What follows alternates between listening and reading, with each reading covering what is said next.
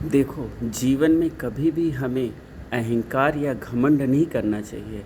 अहंकार और घमंड का अर्थ है कि हम सब कर लेंगे और इसी सब कर लेंगे, इसी अहंकार की वजह से हमारा जीवन दुख में बदल जाता है। यदि हम अहंकार ना करें और समर्पण करें कि कोई शक्ति है जो हमें चला रही है, जो हमें जीवन दिया है, और अगर हम उस शक्ति पर विश्वास करें कि उसी ने हमें जीवन दिया है, वही सब कुछ करती है। अगर इस समर्पण भाव से हम अपना जीवन व्यतीत करें तो हमारे जीवन में दुख कभी नहीं आएगा। आए सीखें इस कहानी से। एक बार एक गौरैया को अपनी ताकत और अपने पंखों पर बड़ा घमंड हो गया, और घमंड होने के कारण वो आकाश में उड़ते उड़ते उड़ते उड़ते बहुत दूर जा निकली, और उसे मार्ग में एक रेगिस्तान मिला, और रेगिस्तान में बालू की तपिश और गर्मी के कारण उसको प्यास लगी, और पानी बहुत समय तक न मिलने के कारण उसके शरीर से सारी ताकत ख़त्म हो गई। और वो ताकत ख़त्म होने के बाद वो अचेत अवस्था में रेगिस्तान में जा गिरी पड़ी, और काफ़ी समय तक वो बेहोश रही, और अब अपने पंखों से वो उड़ नहीं सकती थी और रेगिस्तान में ही पड़ी रही।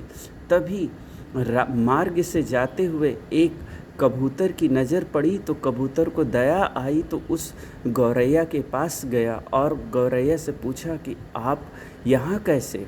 तब गौरैया ने अपना सारा हाल कबूतर को बताया और कहा, अब लगता है कि मेरे प्राण निकल जाएंगे, मेरी मदद करो। तब कबूतर ने कहा कि माफ़ करना बहन, मैं आपको क्या मदद कर सकता हूँ, क्योंकि मेरे पास तो कुछ है नहीं। तब चिड़िया ने पूछा कि आखिर आप कहाँ जा रहे हो। कबूतर ने बताया कि मैं यमराज भगवान के यहाँ जा रहा हूँ। तब गौरैया ने कहा, आप यमराज भगवान के यहाँ जा रहे हो तो मेरा एक संदेशा कह देना कि मेरे प्राण कब निकलेंगे, मेरे इस दुख का क्या अपराध है। तब कबूतर ने कहा कि ठीक है, मैं आपका ये संदेश कह दूँगा। तभी कबूतर यमराज भगवान के पास जाते हैं और कहते हैं कि मार्ग में मुझे एक गौरैया बहन मिली, और उसके दुख और उसका ये संदेश है। वो बेचारी तड़फ रही है और पूछी है कि क्या मेरे प्राण निकल जाएंगे, अगर प्राण निकलेंगे तो कब निकलेंगे। और उसे बहुत प्यास लगी है, प्यास के मारे उसका शायद प्राण निकल जाएगा। तब यमराज भगवान ने कहा कि जाके गौरैया को कह देना कि जब बारिश का समय आएगा, आकाश में बादल आएंगे और बारिश होगी, तब उसे पानी मिलेगा, उससे पहले नहीं मिलेगा। कबूतर ने आके गौरैया को कहा, बहन जब बारिश का समय आएगा, आकाश में बादल आएंगे और वो बरसेंगे, गरजेंगे और गरजने के बाद बरसेंगे, तब आपको जल मिलेगा और तब तक आपको प्रतीक्षा करनी पड़ेगी। यह सुनते ही गौरैया खुशी से नाच पड़ी, और खुश होकर इतना नाची कि उसी में प्रभु को धन्यवाद दिया कि हे प्रभु, तेरी बड़ी कृपा है, अब मुझे यकीन है कि तू ही सबका जीवन बचाता है और मेरा भी जीवन बचाया है। अब मुझे यकीन है कि जब बारिश होगी तब मुझे पानी मिलेगा। इसका मतलब है कि अब आप मेरे साथ हो और मेरे प्राणों की रक्षा कर रहे हो, और जब आप ही सब कुछ कर रहे हो, आप ही रक्षा कर रहे हो, तो अब मैं दुख में क्यों तड़पूं, क्यों दुखी हूँ। इसलिए तेरी कृपा का इतना धन्यवाद है, और उसी धन्यवाद को मैं कैसे अदा करूं, इसलिए मैं बार बार तेरी इस करुणा का, तेरी इस कृपा का बार बार धन्यवाद देती हूँ। इतना कह कि वो खूब नाचने लगी और कबूतर अपने मार्ग में चला गया। थोड़ी देर बाद आकाश में काले काले बादल आए और गरज के साथ बारिश होने लगी, और चिड़िया को पानी मिला। पानी पीने के बाद मानो उसके शरीर में फिर वही ऊर्जा आई, और वो चिड़िया फिर आकाश मार्ग में उड़ने लगी।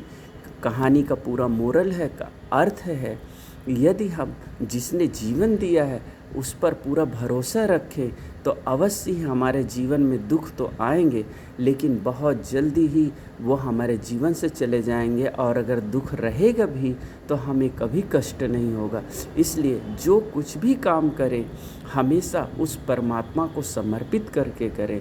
ये भाव रखें कि एक एक काम उस परमात्मा का हम कर रहे हैं, ना कि अपनी इंद्रियों और या अपनी खुशी के लिए कर रहे हैं। भगवान ने गीता में कहा भी है कि जो निस्वार्थ कर्म करता है, फल रहित इच्छा से कर्म करता है, मैं उसी को अपनी कृपा का पात्र समझता हूँ और उसी पर अपनी कृपा बरसाता हूँ। और देर सबेर अंततः मैं उसके सारे पाप कर्मों को नष्ट करके और उसे अपनी शरण में ले लेता हूँ। आप भी अपने ऊपर इतना घमंड न करें और उसे समर्पित करें। पूर्ण समर्पण और प्रेम के साथ, विश्वास के साथ, एक संकल्प के साथ जीवन जिएं कि उस परमात्मा को ही सब कुछ है और वो सबके भीतर है तो मेरे भी भीतर है, और वो सबका देख रहा है तो मेरा भी देख रहा है, बाहर से भी भीतर से भी। इसलिए हमेशा उस परमात्मा पर विश्वास रखें कि वो तुम्हारे एक एक कर्म को, एक एक भाव को देख रहा है।